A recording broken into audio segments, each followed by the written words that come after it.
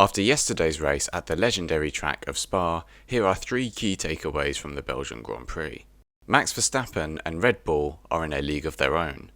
What else can I say about this? Not only did he dominate qualifying by getting over 0.3 of a second, essentially from the rest of the field, from the garage, he had to take power unit penalties which resulted him in having to start the race in 14th place. Now, even for Max and Red Bull, that's quite the task that they had ahead of them. However, Max showed an absolute masterclass in getting that rocket ship of a car into first place. Meanwhile, Ferrari were lacking pace and sort of proved that they lacked confidence on both sides in terms of strategy. Red Bull and Max showed no hesitation or mistakes with strategy and driving. The race was pure domination on their side, and I just have to give them props for that. And I'm not even a Max or much of a Red Bull fan. It's almost like Max set the AI difficulty to 0. It was pure class. Max and that team are pure harmony. Is Lewis getting frustrated, causing him to do silly things? Qualifying had Fernando Alonso and Lewis Hamilton side by side together on the grid in P3 and P4.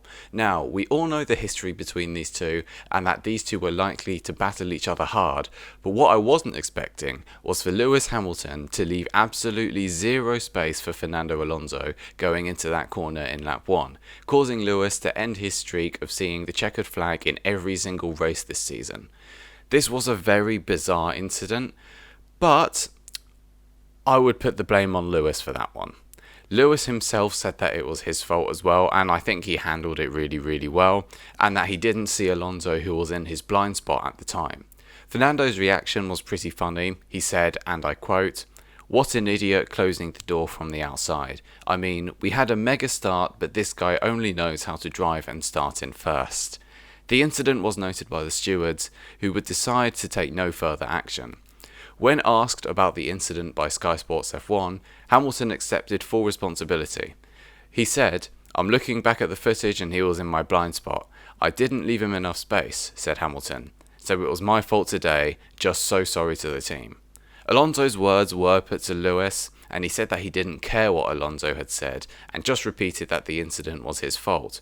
However, Lewis later added, when asked about Alonso's words, that he now knows how Alonso feels about him.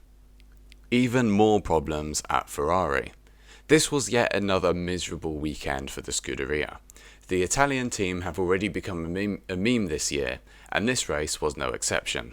Charles Leclerc had already taken a grid penalty for exceeding his quota of power unit components for the year and started 15th in this race. Max and Red Bull nailed the race with a 1-2, and with Max winning the race from 14th place, yet Ferrari were unable to make this kind of progress during the Grand Prix. It's obvious that Ferrari now lack confidence in their own strategy decisions, as Charles's race engineer could be heard on the radio asking Charles what tyre he wanted to go onto next, while teams like Red Bull and Mercedes have absolute confidence in their strategies and tyre choices by basically telling the drivers to pit and the drivers saying, "Yep, I'm going to stop now." Ferrari seem to waste time by fumbling around and asking their drivers what strategy they should be using next, even though the strategists have a lot more data than the drivers do. I also think that Charles should be asking the team, well, how are the other teams and our opponents doing on the hard tyre, for example? But we just don't see that. However, it was Charles' third pit stop that cost him even more points in this championship battle with Max Verstappen, instead of gaining him that valuable fastest lap point because he was battling Alonso when he left the pit lane.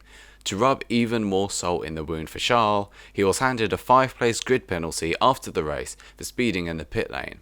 I mean, ouch. It's going to take a miracle for Charles to win the championship now.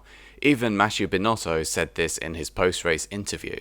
I think it's a bit of a circle for Ferrari, essentially what they're doing. Every race they completely mess up the strategy or make silly mistakes, and then the drivers and the team say, "Yep, time to go back, analyse and come back stronger." But I feel like if they were going back and analysing what they'd done, they would actually be improving and not just sort of staying in the same place and essentially denying what they've been doing. But there you have it. Those are the main 3 things that I learned from this race. Hope you enjoyed the video. Please hit subscribe. Thank you very much. See you next time.